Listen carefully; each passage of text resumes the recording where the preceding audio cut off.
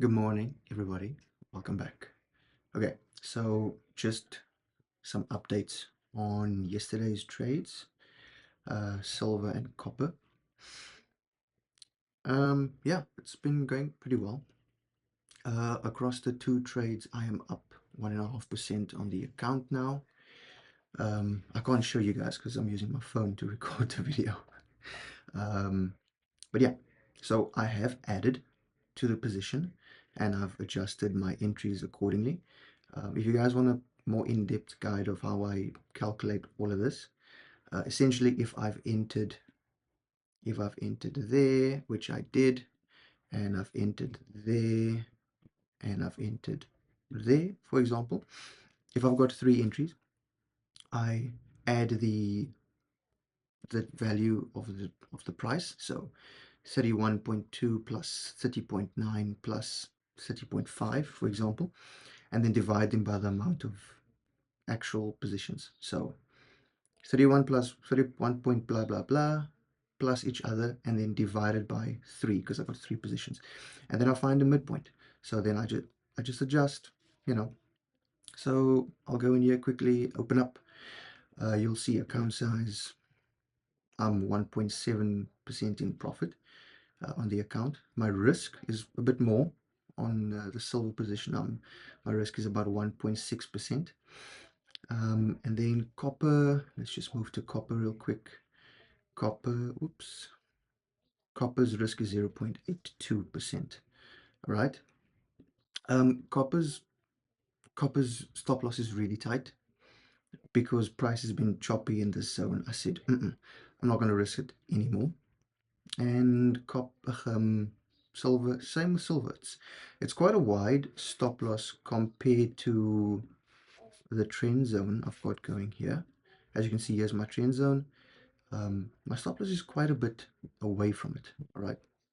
So I don't think I'm going to be adding any more to these positions, to either one. I I'm just going to widen this, make it a little bit easier. I'm going to remove this as well. Okay, so there is a little zone here that you can even see it. Okay, if I post this on TikTok, you won't be able to see it, but far to this way, there is already some commotion. So here is an area which silver has been struggling to break out of. Okay, what I'm going to be doing is, if silver can break out and retest, right, and have a positive retest with another hourly candle back out, okay, something like that, even if it breaks below and comes back, then I'm going to add one more entry, last entry, final entry for the silver trade. And then same with copper. Copper has been annoying, okay, but copper, you'll see copper is a bit different. There's a bit of a trend going on here. There's a bit of a downward trend going on like that. Okay, so same story with copper. Copper can break above, right? It probably will break above and then go into this trend box and then come back or below.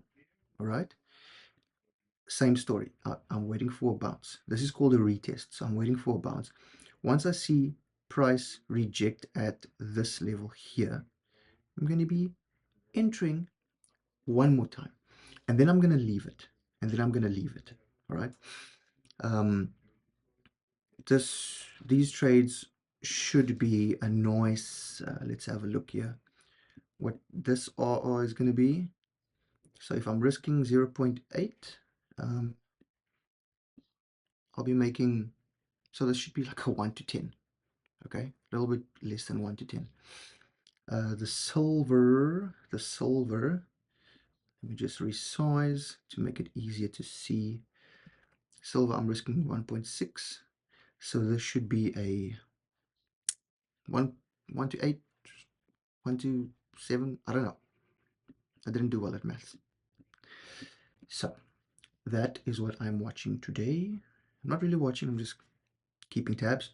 What I am watching is USD JPY. Oh, how lovely. We've got our trend zone at the top and at the bottom, and we can see that maybe I'll post it on TikTok as well. We can see there's a rejection up there, came all the way down. Price tried, failed, came back down, and then there was some insider trading going on. The only thing I do not like about how Trump tweeted, it's a good time to buy. The only thing I don't like about it is that I never saw the tweet because your boy would have bought. Your boy would have, but okay, I digress. So we had that lacquer insider trade going on there. And then another sell-off. Again, we got nice and close to our upper zone, right? And price came back down. All right. Here's a big zone down here. So I'll be looking for buys in this zone of the USD JPY. Yeah, that's it for USD JPY. I'm not doing anything until we're in the zone and we see some rejection, like solid rejection. Then I'll possibly take a bit of a buy. But because the USD JPY is on a downtrend, maybe not. We'll see. Gold. Oh, guys, I love gold. Gold is just, look at this. Why? Why you not tell me? Yeah. I should have seen the signs, you know. But for me, I'm a bit weary of trading. I have been a bit weary of trading gold because we are in the uppermost zone of its trend. Okay, a bit risky. I thought gold would come along here and break even further below into this zone, maybe the 2850 range. There, I was looking for some big buys. Obviously, missed that. This would have been an amazing trade, super amazing. But let's leave it for now. Go, fly away. You can return to me. Yeah. Anyways, updates come. Remember to always track your trades. Always journal your trades. If you guys want an in-depth guide to creating a journal, I use Notion because I could not be bothered to write down stuff like, bruh, I don't even like reading books. Why would I go back to my trades? So I'm very ADHD. I love pictures. I love colors. I love all these cool things. So I love technology as well. So I've built a little journaling system on my Notion app. Well, let's see if I can go there quickly. You can see here the type of trade, if it's a live evaluation challenge or backtest, and then my trading pair, whatever I'm using, my time frame, which strategy I'm using or which combination I'm using, and then my checklist of whatever strategy I'm using, and blah blah blah, and then also a little picture of the trade before, during, and after the trade. So this is what it looks like. These are all the open trades waiting for setup. Don't have any. All my stop loss, the ones that hit stop loss, right? And then the ones that hit profit or TP or self close. Some of them I've closed myself due to like trade exhaustion or something. Yeah, so, some of them. Again, there's some more self closed, right? But there, whatever. And then another tab for all of my trades that I've had since starting this. If you guys have any questions, please don't be shy.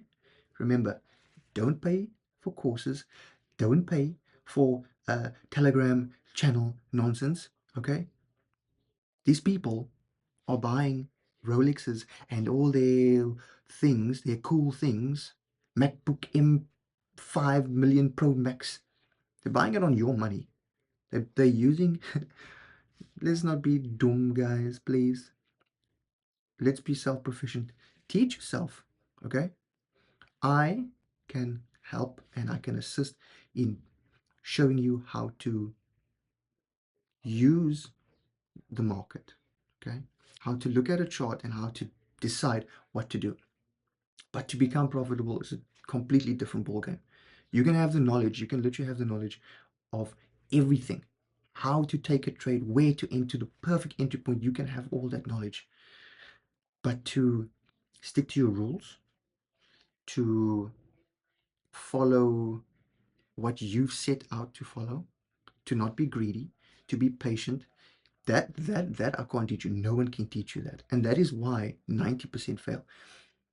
100% of people can learn this thing. It's so easy. Guys, it's so stupid easy. Okay? But to do the thing, where you just look at the profit and say, I'm going to stay here. Or you look at the drawdown. You tell yourself, I'm risking 1%. Now you are 1.5% in drawdown. You're just like, it's gonna go up. You are delusional, my G. You are delusional. Close that trade immediately. Because the thing is, you are 1% drawdown, right? You're gonna say, it's okay. Price is gonna come back to my entry. Now you're 2% drawdown. Now you're like, oh my word. Please, please, Lord, just take me back to break even, please. I promise. Now you're 3% drawdown. Lord, please take me back to 1% or 2% drawdown. I will promise I'll close. Guess what? Price goes to 1% drawdown. You're like, price is gonna bounce. I got this. Then you 5% drawdown, then you lose your account.